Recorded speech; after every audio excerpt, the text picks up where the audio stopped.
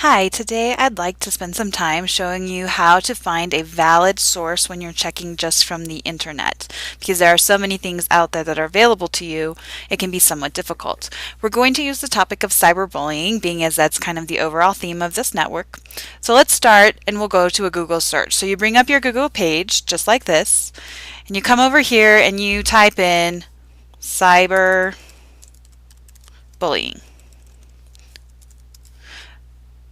And you go ahead and search, and obviously you're going to be getting lots of options here. So what do you do? How do you choose? How do you know if it's going to be something worth looking at? So let's start, and you click on a page and you come up with this page right here. Now it's about cyberbullying. It looks like it has some decent information on it, how you can protect yourself, what it is, some basic background information that might be helpful if you're going to post and you need to know what you're talking about. So how can we tell if this site is reliable? Well, first of all, you want to know who published it. This one looks as though it was published by the United States Department of Homeland Security. Obviously, that's pretty valid, I would say. They seem to be well known. You probably have heard of them. They also have a date here showing that they update their website regularly, and this particular article was updated, if you look down here, on November 20th, 2008, which is fairly recently, which is something that you would probably consider to be valid, something you could find. However, let's say you get going and you click on another page. Wikipedia, that's always a big top pick. But as you get to this page, Wikipedia is well known once again, so you're thinking, okay, I know this page.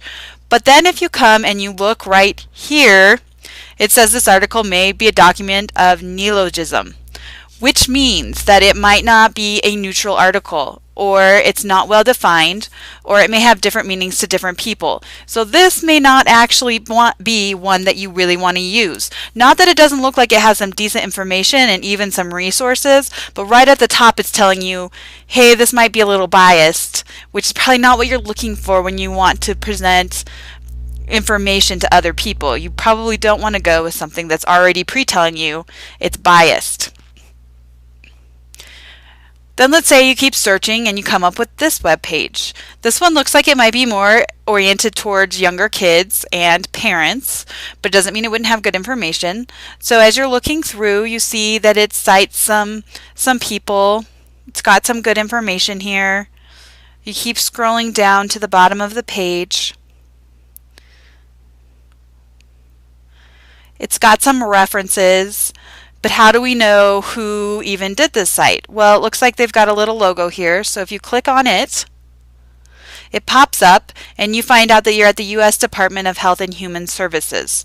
Probably a reliable site, someone who updates regularly, as you can see. So that was probably a good site for you to pull information off of. And you can continue on.